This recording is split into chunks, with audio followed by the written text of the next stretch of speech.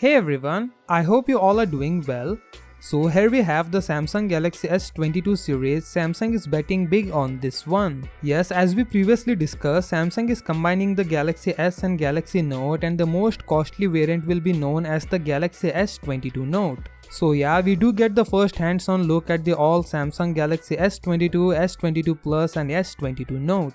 Let me start by saying that these are dummy units, however they are an exact reproduction of the original gadgets that will be released.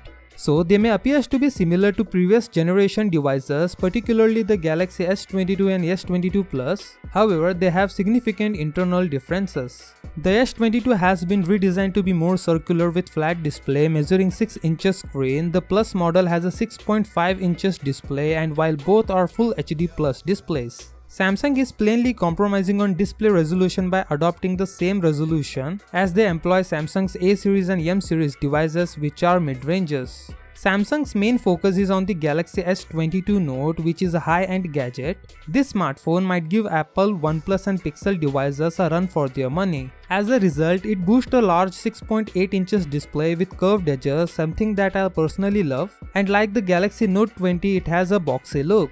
In terms of display to run the phone, of course, there is no doubt that Samsung is aiming for such a high refresh rate. High resolution images with vibrant colors, and when One UI 4 is on the top, it will provide the optimum user experience. You receive a stylus with your phone, so you don't have to buy one separately, which is a significant adjustment. It's worth noting that there is an excess of combination going on here. The Type-C port, speakers and SIM card tray are also present, and one of things I like about the Samsung flagship is that I can trust the cameras. The best part is that it's improving this time. The camera specifications include a 108 megapixel Samsung HM3 main sensor, 2 telephoto lenses, a periscope lens and a super wide angle lens. And the characteristics of several supporting sensors may sound identical to those of the last gen devices. We all know that the Snapdragon 8 Gen 1 will power the US and Korean models based on benchmarks disclosed a few days ago. Instead, the Exynos 2200 is anticipated to be used in the international model.